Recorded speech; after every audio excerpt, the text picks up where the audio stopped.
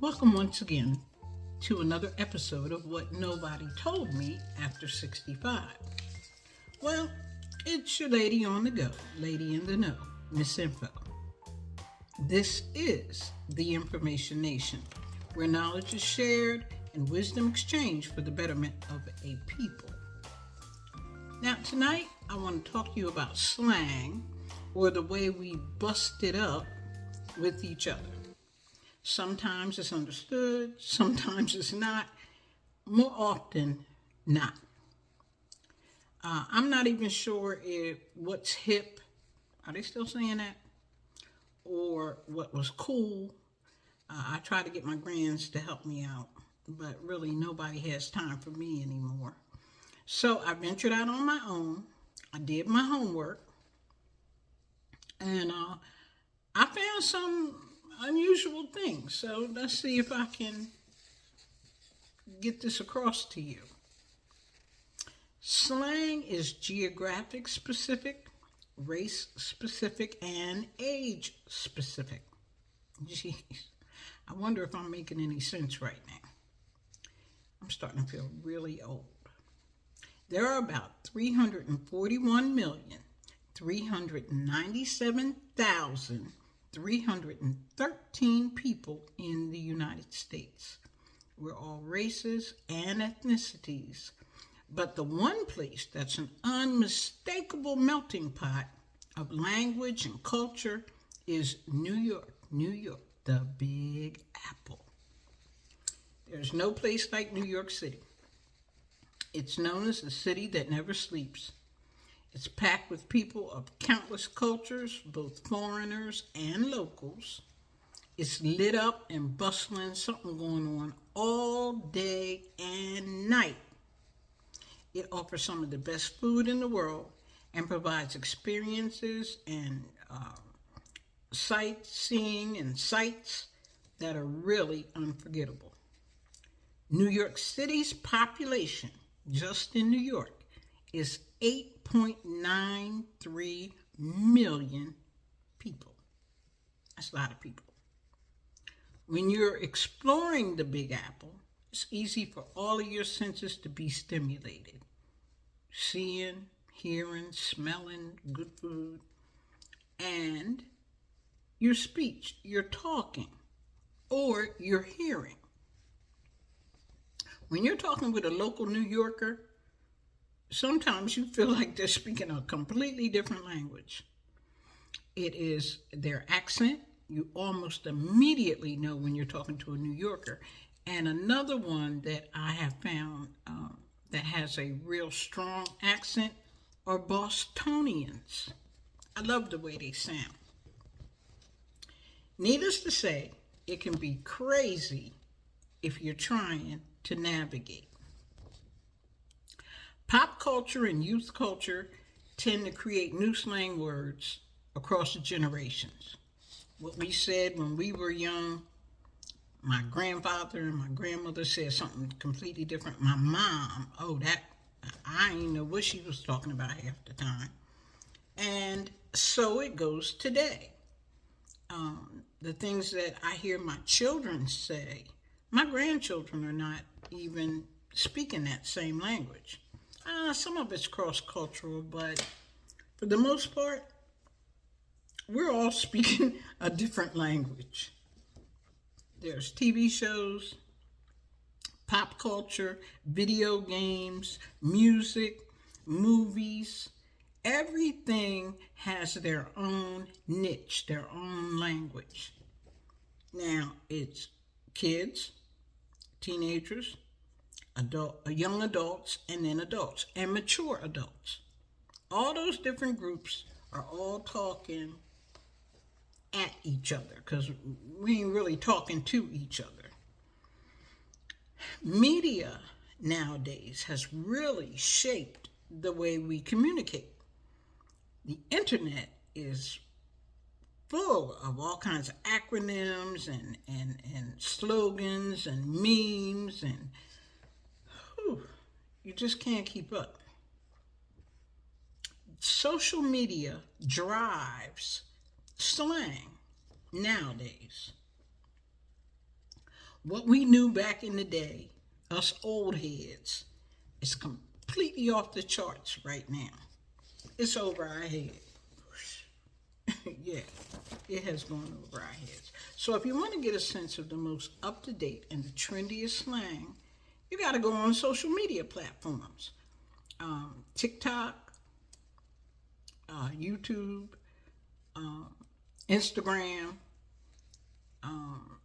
Those people are speaking a different language. And hashtags are used a lot. I'm not even sure how you really use them, but hashtags are being used a lot as well. So let's see what I uncovered. First off, there are some things that have popped up of late that refer to women and men and relationships and all that kind of stuff.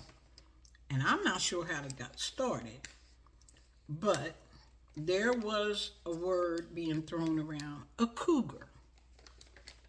So I went online and I looked it up. It refers to a middle-aged woman who may be in a romantic or sexual relationship with a man more than 10 to 15 years younger than them. Now, that's a cougar. So I decided, what is it for a man who's with a younger woman? That's always been the norm. That's always been accepted. But I went to the Urban Dictionary, and it tells me that an older man with a young woman could be one of these three things: a fool, a rhino, or a manther, like a praying manther or praying mantis. Yeah, I'm not sure. Or back in the day, if he was gay, he would be a silver fox. And here's one from way back when, a sugar daddy. I think I even heard the word sugar mama. I don't know.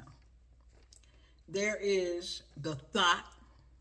I'm not even going to tell you what that is. And in some urban, out in the suburbs, they have their own language too. I saw something that was a poad. It means piss off and die.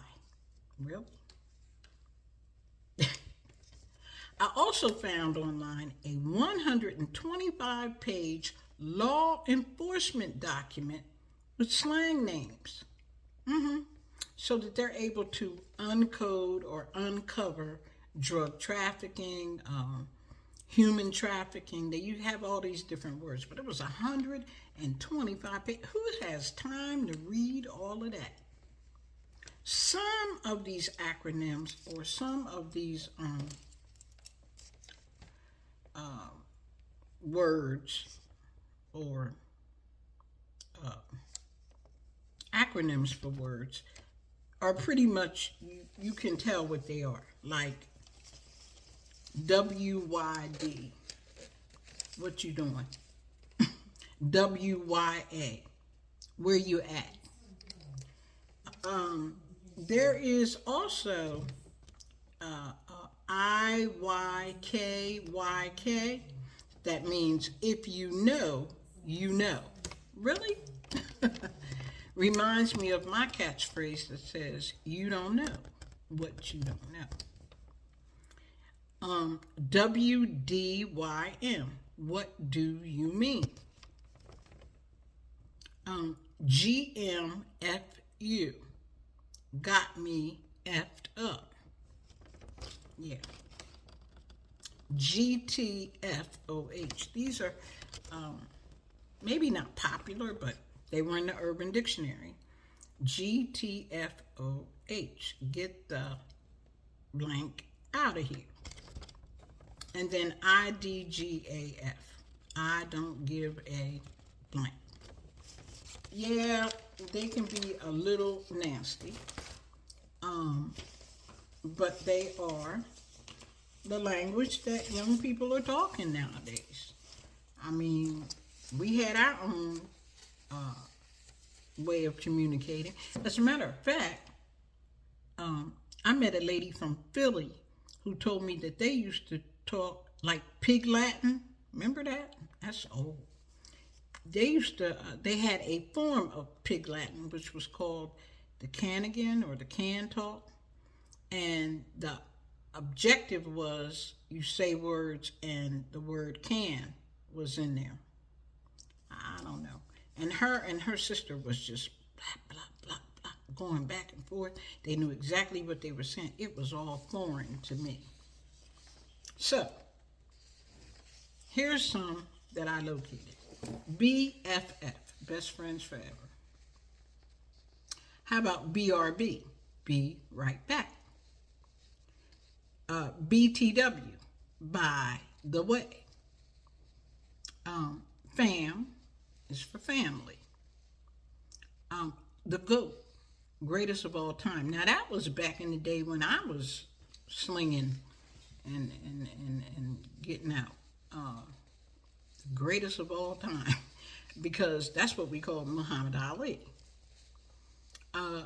Gucci, you're good. Everything's going well. Everything's Gucci. IRL, in real life, as opposed to in the fake life.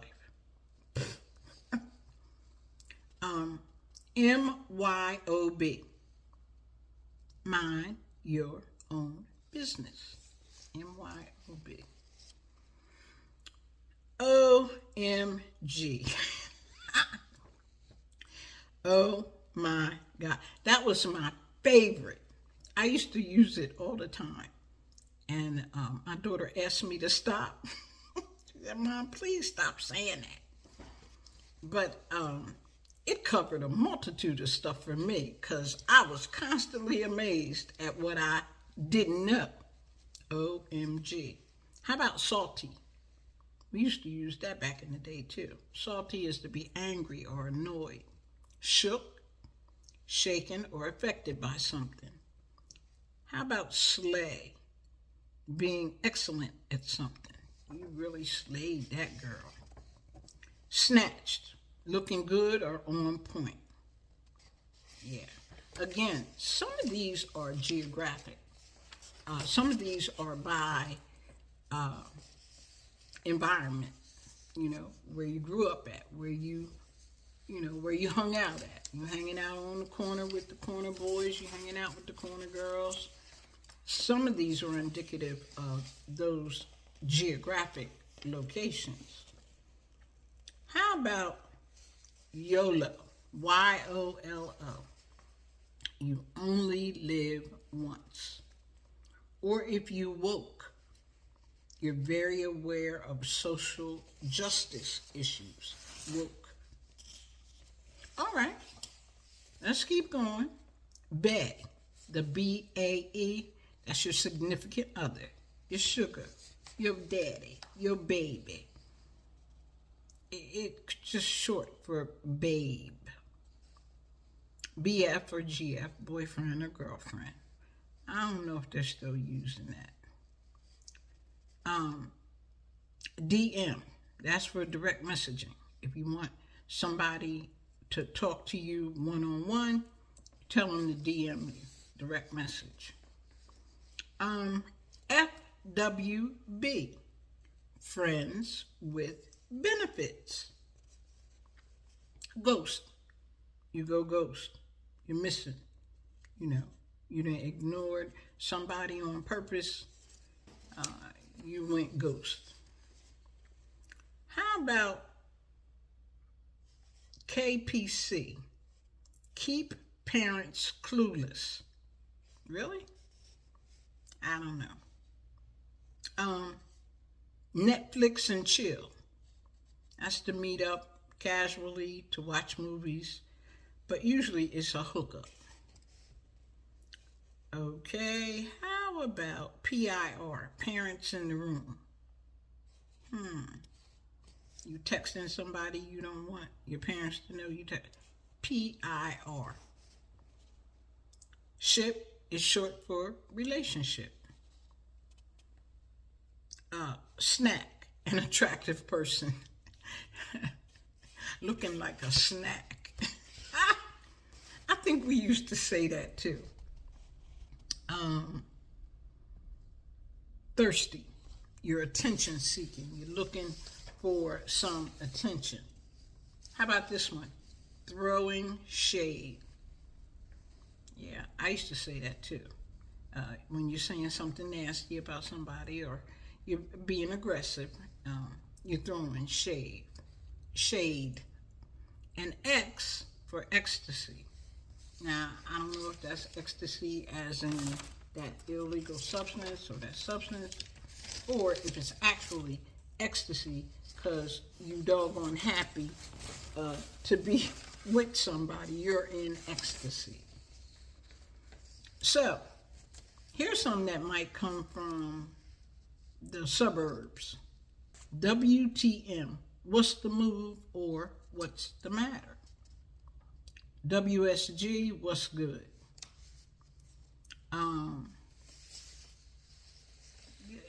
It goes on and on. However, I think some of them cross over, like IMHO, in my humble opinion, or IMO, in my opinion, for which we all have them. So, here's some old head street slang, and see how many you can identify. That's tight. Laced up. Word. Boss. Nasty. Living large. How about Trick or Fred? Hazel or Wilma? I think they're calling them Karens now. That's another one. Bougie.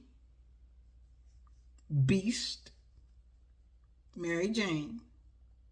Tripping. Looking like a snack. Oh, I didn't realize that was over here on this side, but looking like a snack. How about Mac? Or we out. Bread. Not the kind you eat. Dinero. Guap. Ka-ching. Bling. You good? And what's up? I don't know how many you can identify. I just had fun with this today. I had to get a laugh in because already I've been having a week. I apologize for being late. Mondays I do a Bible study in the building. I tried to upload it and I had no sound. So that's the way my day has gone. Anyway, I did mention that we are going to only broadcast Monday through Saturday. I made the mistake of calling Sunday the Sabbath. I know some of you, your Sabbath is on Saturday. However, for me, it's the day that I take off and go to church. So I won't be broadcasting on Sundays, but I will be uploading some interesting tidbits, some things I found in the news. I'm always reading. I'm following up on the insurance letter. It is ready. You have to go to my email and request it, and I'll send it out to you. Okay? I'm also going to list my sources in the comments section.